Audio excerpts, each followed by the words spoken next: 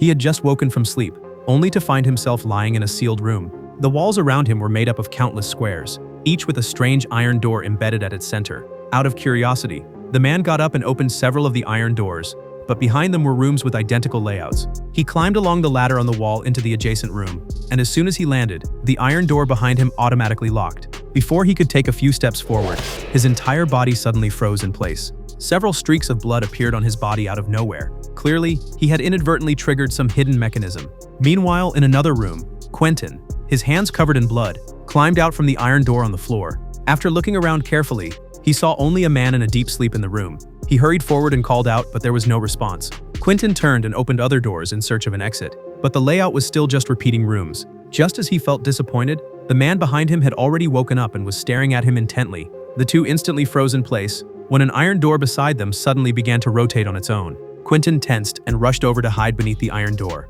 Sure enough, a woman appeared in the passage. Quentin seized the moment to pull her out and raised his fist. Fortunately, Holloway's terrified scream made him stop, and she took the chance to shrink into the corner, watching Quentin in horror. At that moment, a piercing cry for help suddenly came from the next room, breaking the stalemate. Following the sound, Quentin opened another iron door and saw a girl desperately shouting for help. Seeing someone respond, she turned to rush forward, but Quentin shouted to stop her. He carefully jumped into the room, and after confirming there was nothing unusual, he pulled the girl back to the previous room. Holloway felt very puzzled by Quentin's cautious actions. Just as she was about to ask, the iron door above them suddenly opened, and an old man crawled out. After the old man came down, Quentin explained the reason for his caution. Every door was filled with deadly mechanisms. One wrong move and you would die horribly here. The blood on his hands came from injuries sustained while scouting earlier. These words made the three present shiver, while the old man silently untied his shoelaces. Then he went to another iron door and threw his shoe into the adjacent room. The next moment, several flamethrowers suddenly emerged from deep within the wall, incinerating the shoe into charred ashes within seconds. The old man pulled back the charred shoe in disappointment, and everyone was frozen in shock at the scene. He not only knew the rooms had traps, but had already devised a way to test them. As he prepared to test the second room, Quentin stepped forward to stop him, suggesting they gather and discuss the current situation first. No one knew how they had arrived here. Holloway, in a breakdown, guessed that aliens had imprisoned them. It was clear that fear had completely overtaken her mind. Seeing everyone in panic, the old man said he would continue trying to find a way out. But the terrifying mechanisms made Levin consider waiting for rescue inside the room, which led to a heated argument among the group. It wasn't until Quentin revealed he was a police officer and promised to fully protect everyone that they agreed to this plan. The old man threw the shoe into another room. Fortunately, it didn't trigger any traps this time, and they safely reached the next room. As they passed through the doorway, Levin suddenly noticed that each room's passage had a string of numbers engraved. Quentin guessed that it might represent the room numbers, which also implied there could be tens of millions of rooms here. Without food supplies, it was impossible for them to walk through so many rooms and escape. As everyone felt despair, the old man tested the adjacent room with his shoe again. Although it still didn't trigger any traps, the dry air in the room made him sense something was off. He guessed there was a chemical sensor inside that only activated when a living being entered. The old man's words made everyone increasingly uneasy, and Quentin and Holloway began to doubt his identity. In response to their doubts, the old man simply stated his name, and Quentin immediately realized he was the world-famous escape master. The old man ignored everyone's excitement, and after confirming the next room was safe with his shoe, he jumped straight in.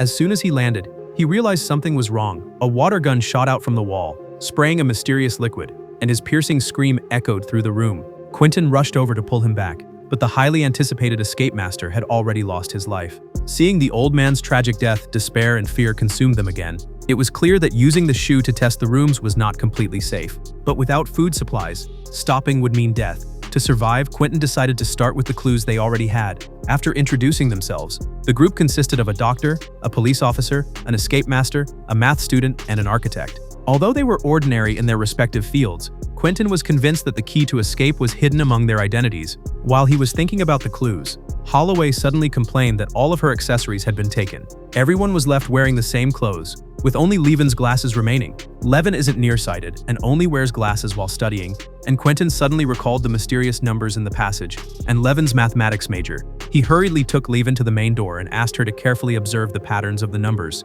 After comparing several sets of numbers, Levin was surprised to find that only the rooms with prime-numbered sequences had traps, while the rest were safe passages. This discovery reignited hope among everyone, and after confirming again with a shoe, Levin jumped into the calculated safe room, and the trap was indeed not triggered. Soon, relying on this pattern and testing with a shoe, they successfully passed through several rooms in a row. However, aside from the different wall colors, the rooms were identical in layout, and there were no reference points to measure how much time had passed. Holloway's mood grew increasingly irritable, and Quentin could only do his best to calm her. When they arrived at a green room, they found that all the numbers in the surrounding passages were prime, and the only possible exit might be the iron door overhead. To find a way out, Quentin decided to climb up and check the numbers for a clue to the exit. But as he turned the door handle, a boy suddenly fell from above, and after hitting the ground, he kept colliding with the walls. Watching his strange behavior and muttering to himself, Holloway, being a doctor, judged that he had a severe mental disorder. No one knew how a mentally ill person could survive in such a room. Quentin thought they couldn't take on another burden, but Holloway's professional ethics wouldn't allow her to leave Kazan alone. Fortunately, she successfully calmed Kazan and persuaded Quentin to bring him along. After confirming the next room was safe, it was Holloway's turn to lead. But as soon as she entered, she started coughing violently, even choking. The people behind her panicked, but Holloway suddenly stopped coughing. It turned out she had accidentally swallowed a button that stimulated saliva to relieve thirst. Everyone finally breathed a sigh of relief and stepped into the room, and Quentin continued toward the next room, when an unexpected incident occurred. Stop! In front of you!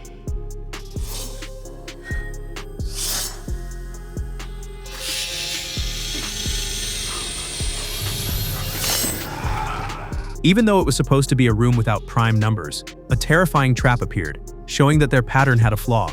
At this time, Kazan's crying and shouting from the adjacent room made the already frustrated Quentin even more irritable, and he angrily demanded that Worth go and quiet Kazan. The breakdown of the pattern forced Levin to recalculate to find a safe room, while the others searched everywhere for a way out. But Worth, having calmed Kazan, lay down on the floor to rest, which made Quentin even angrier. He angrily accused Worth of being a coward who contributed nothing, which humiliated Worth, and the two immediately argued. I don't want to die. I'm just being realistic. You think they'd go to all the trouble to build this thing if we could just walk out? You think they would have left us clues and let us beat it so far if there wasn't a way out? You think we matter? We don't.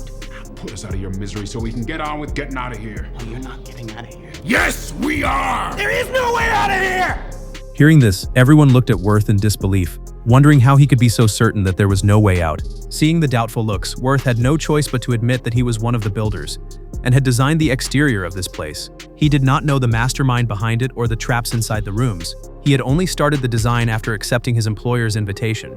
No one cared about the purpose of this cube-like prison. They only focused on their own work and pay. After learning that this terrifying prison was created by Worth, Quentin could no longer suppress his anger. He, in a fit of rage, swung a punch at Worth, but fortunately, Levin and Holloway intervened in time. Levin realized that Worth might hold some crucial clues, so she asked him detailed questions about the building and then began measuring the room. After calculation, they found that there were over 10,000 rooms here, which instantly left everyone present in despair.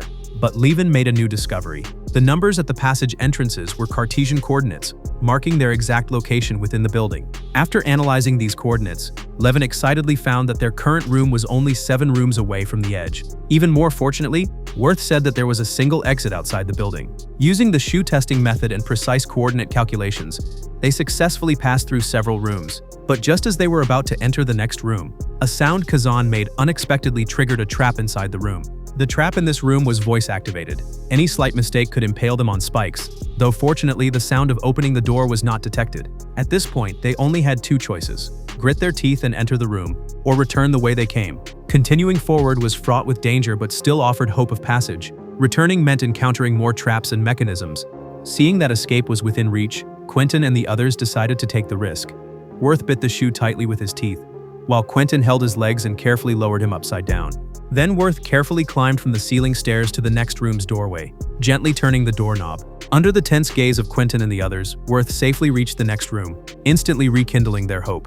Levin and Holloway crossed the rooms using the same method, but when it was Kazan's turn, an unexpected incident occurred. He actually climbed in the opposite direction. Although Holloway immediately went forward to call him back, his pants got caught on the doorknob on the floor. Kazan was so scared that he wanted to scream. But fortunately, Holloway quickly returned, untangled his pants, and brought him back. Once everyone had arrived safely, Quentin carefully climbed into the room as well. But just as he crawled toward the passage entrance, the doorknob that had caught Kazan's pants started rotating on its own.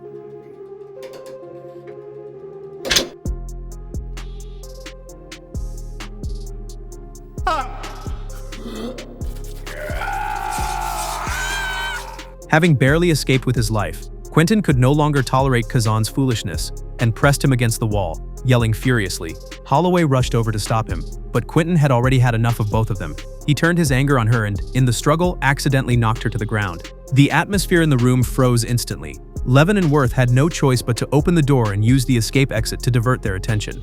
But the anticipated sunlight and hope did not appear. All that remained was endless darkness and complete silence. By now, retreat was no longer an option. Quentin suggested tying all the clothes into a rope to lower someone outside to explore. But because of his size, the clothes obviously could not support his weight. The lightest, Holloway, volunteered to go and explore. They tied all the clothes into a long rope around Holloway and slowly lowered her outside the room. But even when the rope reached its end, below was still the endless exterior of the building. To find more clues, Holloway tried to swing across to see the situation on the other side. But after a few attempts, the sudden shift in weight caused the rope to slip from everyone's hands. Fortunately, Quentin reacted quickly and grabbed the falling rope in time. Everyone immediately pulled back with all their strength to try to rescue the two. But just as Holloway grabbed Quentin's hand, his expression suddenly turned cold. Then, ignoring Holloway's pleas, he decisively let go of his own hands and lied to the others, saying that Holloway had slipped. The death of her companion completely broke Levin's spirit. She crouched in the corner, consumed by deep guilt. Everyone's mental state was on the brink. Quentin suggested resting in place for a while before continuing downward. As time passed, everyone lay on the ground, drifting into a drowsy sleep. After who knows how long, a hand took the shoe from Worth's embrace, then covered Levin's mouth. Quentin took Levin into another room. To escape smoothly, he decided to abandon the burdens of Kazan and Worth, and even started making advances toward Levin. Levin, terrified, quickly hid in a corner, but Quentin still grabbed her. At the critical moment, Worth arrived just in time to stop Quentin's violence, and even exposed the truth about Quentin killing Holloway. But with the three of them, they simply couldn't resist Quentin. Worth was pinned to the ground and beaten mercilessly. Then he was thrown by Quentin into the next room to test the path. Unexpectedly, Worth suddenly laughed maniacally. Quentin, after climbing into the room, froze as well, seeing the deceased escape master lying on the floor. After a perilous trek, they astonishingly returned to the starting point. All their previous efforts seemed like a joke. Things were exactly as Worth had said at the start. Escaping here was impossible. Seeing this absurdity before them, everyone collapsed in despair, and Quentin even knelt, crying uncontrollably. At that moment, Worth suddenly noticed something unusual. When the old man had died, all the surrounding rooms were connected, but now the doorway opened to a pitch-black abyss. Clearly, they hadn't been going in circles. The rooms were constantly moving, and that's why they encountered the old man again. Worth's words immediately jolted Levin awake. All the rooms were moving, and the only exit had to be in the sole stationary room. She recalled that the maximum coordinate she had calculated earlier was 26, yet they had encountered a room labeled 27. Obviously, that had to be the special room containing the exit. When it moved back to its original position, they could escape. Levin lay on the ground and recalculated, concluding that this room would reach the exit after moving 2 more times, and they had to get there beforehand. But after the prime number rule failed, calculating the new safe rooms required enormous computational power, which Levin's mental math couldn't handle. Quentin completely broke down and shouted at Levin, accusing her of insufficient ability. At that moment, Kazan suddenly announced the calculation results. Levin was immediately incredulous. She recited multiple sets of complex numbers, and Kazan provided the correct answers each time. This boy, regarded by everyone as foolish, was in fact a mathematical genius. To confirm safety, Quentin directly threw Worth into the calculated safe room. After confirming everything was fine, with Kazan's computational ability, they successfully passed through many rooms. While passing through a passage, Worth suddenly blocked Quentin with the iron door, temporarily locking him in the previous room. But the three could not match Quentin's speed. They could only try to deal with him completely. Levin and Kazan stopped in the room, waiting for Quentin to catch up.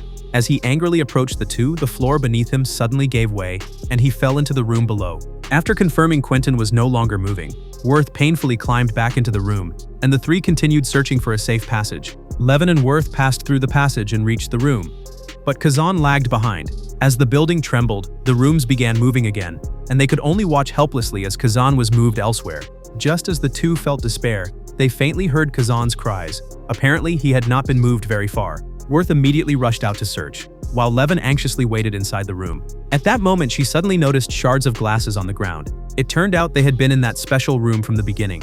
Seeing time running out, Levin quickly turned and called Worth to come back. Once they returned to the room, the building trembled again, and the room quickly descended and moved. After the movement ended, Kazan climbed against the wall and carefully opened the door full of hope. Soon, warm sunlight shone on them, and Levin immediately cried out in excitement. But seeing this hopeful sunlight, Worth silently slumped to the ground, having long lost attachment to the outside world. Levin quickly crouched down to try to persuade Worth, but before she could say much, she suddenly widened her eyes. Quentin had somehow followed them here and cruelly killed Levin using the doorknob. Seeing Levin's tragic death, Worth angrily rushed at Quentin and told Kazan to run, but Quentin knocked him down again. At this moment, the building trembled again. Quentin frantically charged toward the exit, but Worth grabbed him tightly from behind. The room began moving laterally, the screeching friction mixed with screams, and the walls were finally left with streaks of blood. Severely injured, Worth weakly lay beside Levin with his eyes closed, while Kazan walked toward the unknown light. This simulated cage-like survival ultimately ended with the deaths of most people. Human greed and selfishness were fully exposed in the dire situation, and pure kindness ultimately became the only key to escape. At the same time, it left a faint glimmer of light amid this dark struggle.